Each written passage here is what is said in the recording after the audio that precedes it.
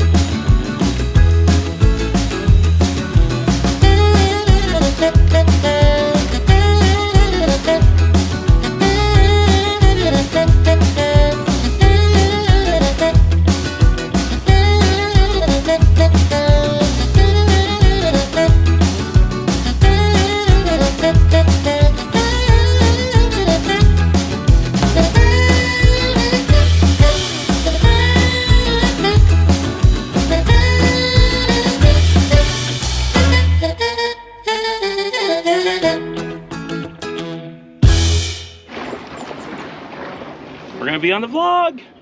Whoa! April's here, Dominica's here. It's a party. People we don't know are here. It was a party. It was the morning after.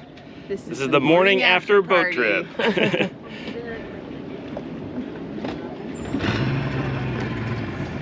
love it. Love that breeze.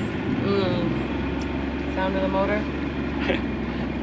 The sound of about to be more breeze. Yeah. Those are big waves hitting out there. Look at those. Yeah, right?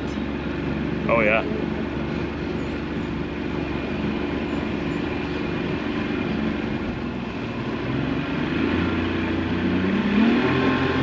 Fall over backwards.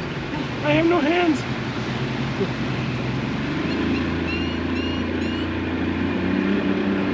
Hang on to your legs. I can't throw my weight forward with my arms because they're already forward with the camera. It's not nearly as fast as yesterday. Okay, he's gotta Famous figure out last where words. he's gonna go around here.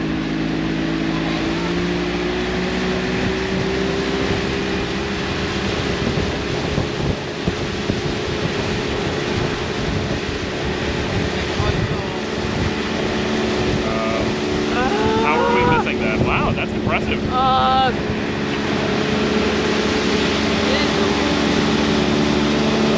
I don't like He this knows part. I hate it. That's why he's doing it.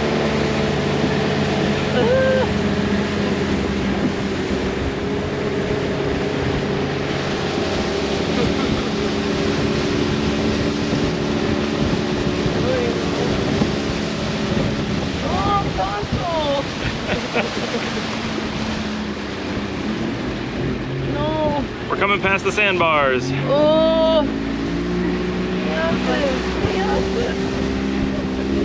That's the open ocean. Oh my gosh.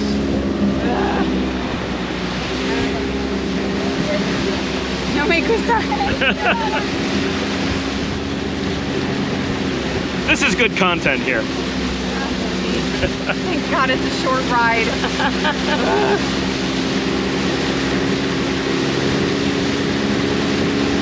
We're coming into Poneloya. I'll turn you around. How much of the hills is here?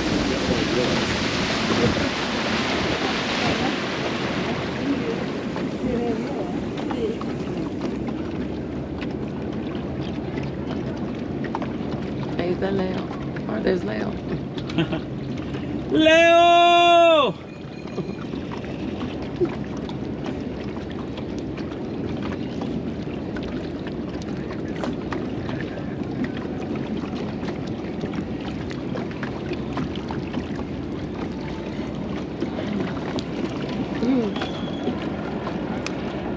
And that's the boat ride back from the Surfing Turtle Lodge here in Poneloya.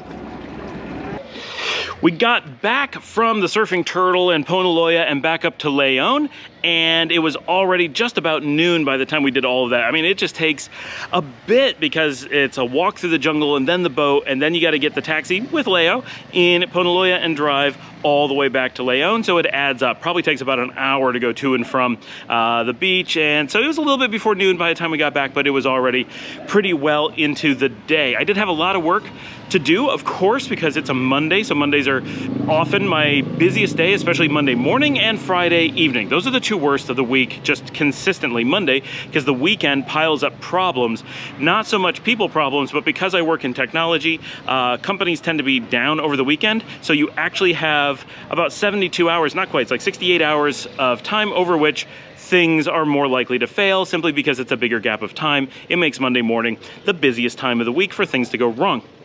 Then Friday evening, somehow just everything falls apart when people go home, and we end up super busy because of that. So that was my day during, as soon as we got back, it was like all these things piled up, had to get on it right away. Plus lots of videos to upload because I couldn't do that over the weekend while we were at the Surfing Turtle. So that was going on all day, and this hopefully is the last of really complicated video stuff that I need to do before we travel, because we don't have a lot of time left before we do that, and I can't be piling up video editing more than absolutely necessary. So that was that part of the day. Then this evening we had some guests come out and some friends come from Chinandega just to hang out. Went to a quick kind of dinner at Casa del Cafe, which I don't go to very often, but it's actually a really nice place. They have great coffee. It's a chain out of Managua, so we don't tend to go there just because we like to support the little local places, but it's not a very big chain. It's a Nicaragua chain, so I don't feel bad about it. We've got two of them that I know of here in the city, one downtown, the one that I went to,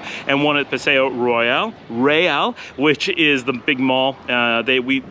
Martina and I tried to go there the other day when the power was out and weren't able to actually get in. So went there. Actually, this is funny, got recognized by a couple people. One of the guys from Central Park on the night we were out until 5 o'clock in the morning recognized me and immediately he's like, "Scott, what's going on, man?" I'm like, okay, this is scary. Recognized me in there. And then as soon as he did that, I turned around and a friend from Guatemala was standing there, and who's been in some of the videos just recently, she just flipped by the screen really quickly. She was there and gave me a hug and talked to me for a minute. I'm like, wow, I'm starting to be recognized in this town quite a bit. I also want to point out, so this is the schoolyard, and I know that the school kids have been over here quite a bit, mostly the front, but also here. They're doing a lot of construction, like taking pallets and things and building things. This is a garden that they've got going on here. This is a corn growing here. I mean, obviously growing corn, not a huge thing and something important for schools to do, but it's pretty cool that right here, they've got a little garden going on, teaching agriculture here at the school. I love it. It's very nice. And I'm not sure what's here in the back. To me, I would guess beans, because I'm definitely not a farmer, even though I grew up on a farm, but I'm thinking that's beans, and definitely corn in the front. So pretty cool there. I like that. So we hung out this evening, just hanging out with friends, ordered pizza, and that was about it. It was just a chill night at the house after that. It was a busy weekend and a very busy work day, and then going out and, you know, just running errands and seeing stuff around Leon. So that was a busy day. Now, what's cool, sorry about losing this on Saturday, 2 days ago, but I found the footage that we did of the house in Residencia Fatima when we took Alan and Anna up there on Saturday.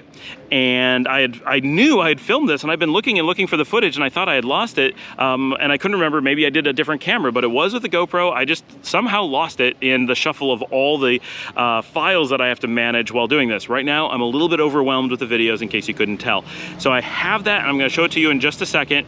It's not the best footage, but we do a walkthrough of the house, and I know that people have been looking for it. So let's head. We're going to time warp back 2 days and look at that now. And if I don't remember to tell you at the end of that section of video, I'll see you all tomorrow. Remember to like and subscribe. Let's go to Fatima. In a previous episode, I did a tour of the barrio of Fatima, but today we're in Residencia Fatima, which someone had asked about on the show as well. So this is a residencia that is attached to the barrio, but residencias are private as opposed to the public part of the city. So we're kind of on a hill. It's actually really cool. It's a gorgeous area. I mean, Fatima regularly is absolutely gorgeous. The Residencia is very cool.